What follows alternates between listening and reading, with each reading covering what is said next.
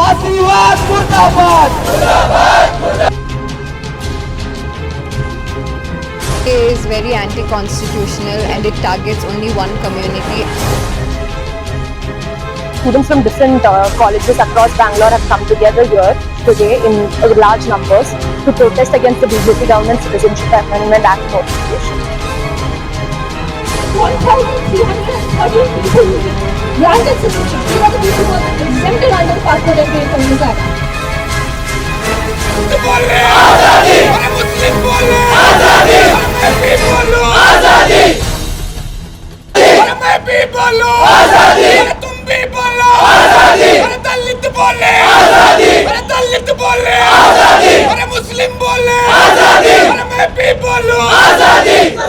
गांधीवाला हिंदुस्तान, गांधीवाला हिंदुस्तान, अंबेडकर वाला हिंदुस्तान, अंबेडकर वाला हिंदुस्तान, भगत सिंह वाला हिंदुस्तान, भगत सिंह वाला हिंदुस्तान, है प्यारा प्यारा हिंदुस्तान, है जान से प्यारा हिंदुस्तान, है जान से प्यारा हिंदुस्तान, है जस्टिस वाला हिंदुस्तान, है जस्टिस वाला हिंदुस्तान, है डेमोक्रेसी वाला हिंदुस्तान, है फ्रेटर्निटी वाला हिंदुस्तान, है सच्चाई वाला हिंदुस्तान, है सच्चाई वाला हिंदुस्तान, है जान से प्यारा हिंदुस्तान, है प्यारा प्यारा हिंदुस्तान, है प्यारा प्यारा Hindustan. Students from across Bangalore, from different organizations.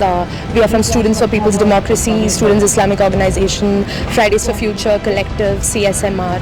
We've all come together to resist the Modi government's notification about the Citizenship Amendment Act. And we have all recognized the fact that at a time of huge economic crisis, when students are struggling for jobs, students are struggling for rights in their institutions, and the government's priority even now is dividing us on the basis of religion. Their divisive Hindu-Muslim agenda is at the end of the day their priority, and us as students, we are angered by this, and we are here to resist the BJP government. To protest against the CAA NRC that is being implemented in India, namely because it's unconstitutional, and two, because it is creating this turmoil in our country wherein we don't see each other as friends, we don't see each other as neighbors, but we see each other with suspicion, with enemies, that okay, maybe this person is not from our country, maybe this person is a spy. Very recently in Bangalore, in Belandur, which is supposed to be, this is the Silicon Valley of India, progressive city, where slums were demolished without warning, based off of a BJP minister's tweet, wherein he just said that these are probably illegal Bangladeshi immigrants. And later it was found out that all of these people were innocent Indian citizens. They were people who just moved to Bangalore for better opportunities, and they were treated with this. And these are people who don't have amenities like even you and I. They do not have ability to stay in a rented fan-cooled apartment. That not Sri Lankan Tamils, or not all Hindus are included in CAA. Sri Lankan Tamils are actually excluded because Modi does not want them. And we did not talk about the women who will be disenfranchised by these laws, because literally every woman who has been married has shifted to some other place, and their names have changed and they are different from the birth certificates which are necessary for documentation. And I think that this will disproportionately affect marginalized women and push them further to the sections of society. Students today have given a very clear message to the ruling government that we do not want CAA NRC, we do not want our citizenships questioned, we do not want the marginalized sections of society to be disenfranchised. What we want is education, what we want is jobs, what we want is employment. And Modi government can continue putting this kind of distractions in front of us, be it scapegoating Muslims or be it scapegoating any other minority community. But fact of the matter remains that the young India today does not want CAA NRC. It needs employment, education and more opportunities. I think the CAA is very anti-constitutional and it targets only one community, and it's very unfair. Historically, our country has been very welcoming of all kinds of people. We have this thing that says Atiti Devo Bhava, so why not one specific kind of Atiti? This is really unacceptable, and it's just the beginning of our descent into fascism. And if we don't speak up now, then our country will be lost forever. So please use your voice, speak up, vote for the right kind of person. Do not vote for fascists. Do not vote for autocracies. Please, please use your vote for good.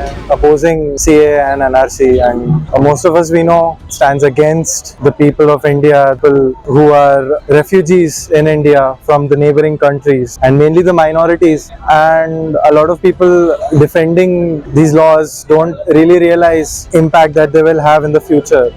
We just turn a blind to most issues that go on. The younger generation, as students, as the upcoming generation, we need to stand up, we need to become actively political regarding issues, and we need to stop staying dormant about all of these things. And the election season is upon us, which makes it all the more important to stand up and speak up and raise our voices. These are people who their homes are everything, that livelihood, their residence is being taken away from them on the suspicion that they might be an illegal immigrant. And even if they were an illegal immigrant, I'd like to put that point across, that India should not be like this. The government should not be like this. People are still people. If that person is from the other side of the border, or if they're from here, their life still has value. We should not be turning people away. We should not be simply just throwing people across. Our country is, our citizens are the legitimate owners of the land, because whenever you try to force the legitimacy of a citizenship onto individuals, you will eventually reach a point wherein each minor diffraction from what the main government says will make your citizenship less valid. Today, it's fact that one is Muslim, one is Christian, one is a minority. Tomorrow, it might be the fact that one does not agree with the government entirely. The day after that, it might be because your friend heard you say something that was critical of the government. We are already barreling towards a fascist India. We are already very close to final stages of a very targeted genocide against minorities in India. And if we don't push back, if we don't come together, if we don't fight back against this as a community now, there will not be an India left for any of us to reside in. Students from different colleges across Bangalore have come together here today in large numbers to protest against the BJP government Citizenship Amendment Act notification. We are enraged, the students of India are enraged not only about the fact that when we are in such a deep economic crisis, we are not getting jobs, we are not getting employment, we are not getting affordable education in India at this point, and the government's priority at this stage is still to divide the country on the basis of Hindu-Muslim agenda. Another thing is the fact that once the students have recognized this and they are protesting, in Delhi our comrades are fighting, across India our comrades are raising their voices against this, and they are being met with brutal violence by the Delhi police, by the BJP government. We are also here gathered in solidarity with our other comrades who have been incarcerated and are still imprisoned. Umar Khalid, Sharjil Imam, we demand release of all the political prisoners who spoke for the unity and diversity and integrity of India and secularism, and they were wrongly incarcerated by the BJP government. Zindabad, Zindabad. Inqilab, Inqilab, Inqilab, Inqilab. Zindabad, Zindabad, Zindabad, Zindabad. Inqilab, Inqilab, Inqilab, Inqilab. Zindabad, Zindabad, Zindabad, Zindabad.